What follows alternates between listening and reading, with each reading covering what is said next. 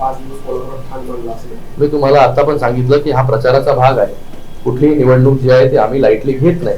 ती कॉर्पोरेशनची, छोट्या कॉर्पोरेशनची असू दे, आमदारांची असू दे किंवा खासदारांची असू दे, शिंदे साहेबांची ती सवय आहे.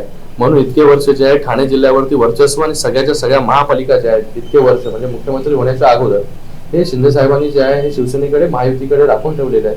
त्याचं कारण हे आहे की मायक्रो प्लॅनिंग जे आहे हे मायक्रो प्लॅनिंग मध्ये मास्टर असणारे जे आहेत हे शिंदे साहेब आहेत.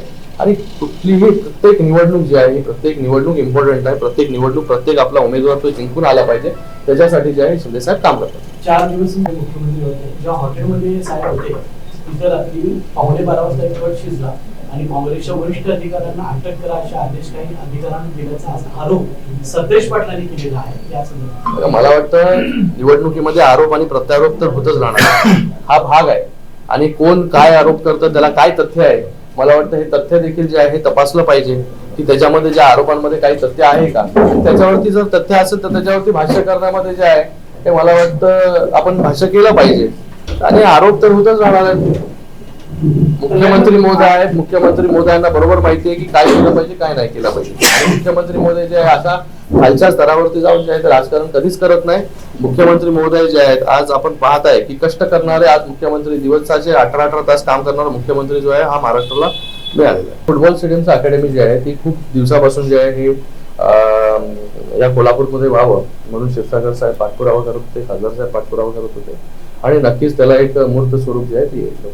पन्हाळा ते पावनखिंड मोहीम जेव्हा होती तेव्हा लोकांनी, जेव्हा मी आलो होतो, आम्ही होतो सगळे, तेव्हा लोकांची तिथून मागणी होती की आम्हाला जे आहे हे या मोहिमेमध्ये आराम करण्यासाठी जे आहे हे डॉर्मेटरीची गरज आहे. लगेचच आपण तेव्हा माननीय मुख्यमंत्री महोदयांना निवेदन दिले आणि लगेचच इतके वर्षापासूनची ही मोहीम चालते, पण तेव्हा कधीच तिथे डॉर्मेटरीज किंवा काही झालं नव्हतं. ते डॉर्मेटरीचा प्रश्न जो आहे तो आपण सोडवला आणि तिथे काम देखील सुरू झालेलं आहे. जेव्हा आता नेक्स्ट टाइम पुन्हा या मोहिमेवरती येऊ तेव्हा आम्ही स्वतः जे आहे ते त्या डॉर्मेटरीमध्ये जे आहे लोकांबरोबर राहण्याचं काम देखील करणार आहे. आणि त्याचबरोबर या शहरामध्ये राजश्री शाहू समाधीस्थळ सुशोभीकरणासाठी 9,80 लाख रुपये मंजूर झाले. ते पण त्याच्यामध्ये नियम आणि अटी आणि शर्ती ज्या शिथिल केल्या. त्याच्यानंतर गांधी मैदान ते स्ट्रॉंग वॉटर ड्रेनेज व क्रॉस ड्रेन त्याचं 5 कोटी रुपये निधी मंजूर. आणि त्याचबरोबर कन्व्हेन्शन सेंटर या शहरासाठी, कारण की ऐतिहासिक वारसा लाभलेला हे शहर आहे आणि या शहराला जे आहे स्वतःच एक कन्व्हेन्शन सेंटर असलं पाहिजे. त्याच्यासाठी 243 कोटी रुपये देखील मंजूर झाले. त्याचं काम देखील लवकरात लवकर सुरू होईल. निवडणुकीमध्ये खूप जो आहे तो इमोशनल प्रचार जो आहे हा सुरू आहे. या इमोशनल प्रचाराला बळी न पडता लोकांनी जे आहे हे डेव्हलपमेंटच्या मुद्द्यावरती आपण मतदान करा.